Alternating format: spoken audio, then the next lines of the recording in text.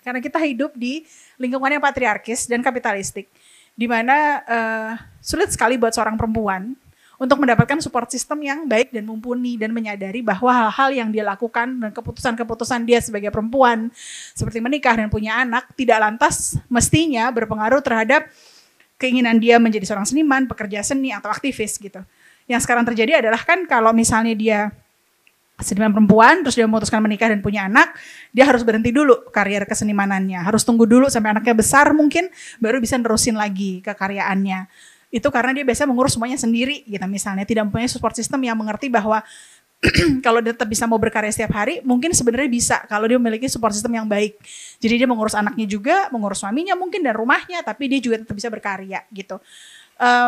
Itu hal-hal yang menurut aku itu tadi mungkin membuat dia tidak banyak mungkin ya, karena akses terhadap mungkin ruang pamer gitu ya, kerja-kerja yang di acknowledge dan diapresiasi sama publik juga itu mungkin berbeda apresiasi terhadap perempuan dan laki-laki gitu. Jadi mungkin perempuannya melakukan banyak sekali berbagai macam gitu, nggak ketahuan gitu kan.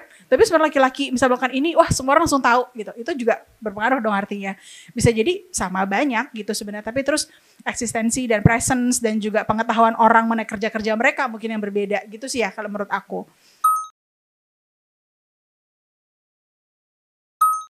Kemudian penelitian aku memperlihatkan bahwa selama 30 tahun sejak edisi pertama KBBI diterbitkan sampai 2018, jadi kelima gitu ya, edisi kelima, itu sebagian besar kata, 99% kata yang digunakan untuk menjelaskan lema kata perempuan di KBBI itu tidak keluar dari konteks perempuan dan genitalianya. Artinya perempuan sebagai istri, mengandung, punya anak, pekerja seks.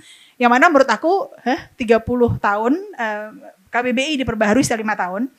Selama 30 tahun cara mereka menjelaskan perempuan itu seperti itu gitu kan. Pelacur, perempuan geladak, perempuan jahat, perempuan simpanan gitu.